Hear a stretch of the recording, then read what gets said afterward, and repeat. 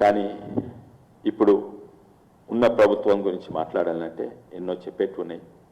కానీ సంతోషము ఉన్న ప్రభుత్వము మన భాష ప్రవర్తనను పాత ప్రభుత్వం తీర కాకుండా అసెంబ్లీలో కూడా ఓ స్టాండర్డ్ తెచ్చింది.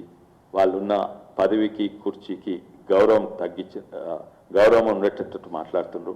ఇంతకుముందు ప్రభుత్వం అయితే బూతులు మరి ఎవ్వరు కూడా చూడదలుచుకోలేదు అసెంబ్లీ ప్రొసీడింగ్స్. ఈరోజు మళ్ళీ ప్రజలు అసెంబ్లీలో ఏమవుతుందని వింటున్నారు. ఆ స్టాండర్డ్ తెచ్చింది, సంతోషమే ఈ కొత్త ప్రభుత్వం. అదే కాక ఉన్న మన ప్రస్తుత సీఎం మోడీ గారితోటి అమిత్ షా గారితోటి సంబంధాలు మంచిగా ఉంచుకుంటా ముందుకు పోతున్నారు. దానివల్ల రాష్ట్రానికి లాభమవుతుంది. మీకు తెలుసు గత పాత సీఎం బూతులు నిర్మలా సీతారామన్ మీద లేకుంటే మోడీ అమిత్ షా మీద ఎట్లా బూతులు వాడిండో, ఫిల్దీ లాంగ్వేజ్ వాడిండో అది లేకుండా మంచి గౌరవంగా మాట్లాడుకొని అది సంబంధాలు మంచిగా ఉంచుకుంటున్నారు. మొన్న జనవరిలో మోడీ గారిని కలిసిండ్రు సీఎం. ఎందుకంటే నిధులు లేవు.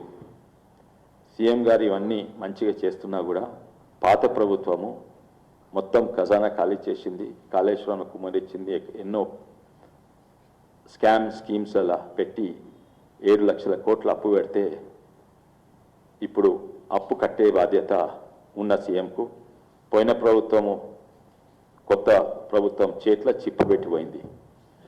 చిప్పబెట్టిపోతే అది ఏ కొత్త పథకాలు కాదు, కొత్త గ్యారంటీలు కాదు, పాత స్కీమ్లే అమలు చేయని పరిస్థితి. కరెంటు విద్యుత్ శాఖ డిపార్ట్మెంట్ మీకు తెలుసు 1,00,000 కోట్లు నష్టము. అయితే కరెంట్ కొరకు పైసలైనా లేకుంటే జీతాల కొరకైనా లేకుంటే పెన్షన్ల కొరకైనా రైతు బంధు కొరకైనా అసలు డబ్బు లేదు.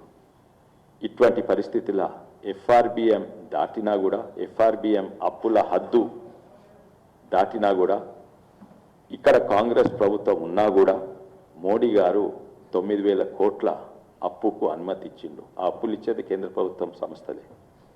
అయితే కాంగ్రెస్ ప్రభుత్వం అంటే రాజకీయాలను పక్కకు పెట్టి తెలంగాణ రాష్ట్రానికి ఇబ్బంది కావద్దని అది అనుమతి ఇచ్చిండు. దానివల్లనే ఈరోజు ఇంతో అంతో మన రాష్ట్రం నడుస్తుందంటే, ఈరోజు కరెంట్ వస్తుందంటే మోడీ గారి వల్లనే. రైతు బంధు ఇయ్యగలిగిన పరిస్థితుల్లో కొంతమంది కానీ ఇచ్చిండు, అది కూడా మోడీ గారి వల్లనే. పెన్షన్లు మోడీ గారి వల్లనే. అదే కాక పోయిన గత 10 ఏళ్లలో కూడా చాలామంది తప్పు ప్రచారానికి గురైంది. కానీ ఇంతో అంతో మన రాష్ట్రం నడిచిందంటే మోడీ గారి వల్లనే.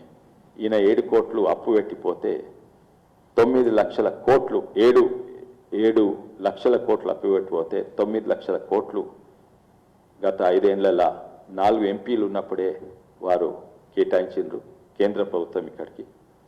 అయితే మేము గర్వంగా చెప్పొచ్చు, గర్వంగా అడగొచ్చు, మీ ఓటు పార్లమెంట్లో మోడీకి వేయాలని. ఎందుకంటే మోడీ గారు రాజకీయాలకు పక్కకు పెట్టి తెలంగాణ అభివృద్ధి కొరకు పనిచేస్తుండ్రు. ఇప్పుడు ప్రతి గ్రామీణ ప్రాంతంలో తెలుసు, రూపాయి బియ్యమైనా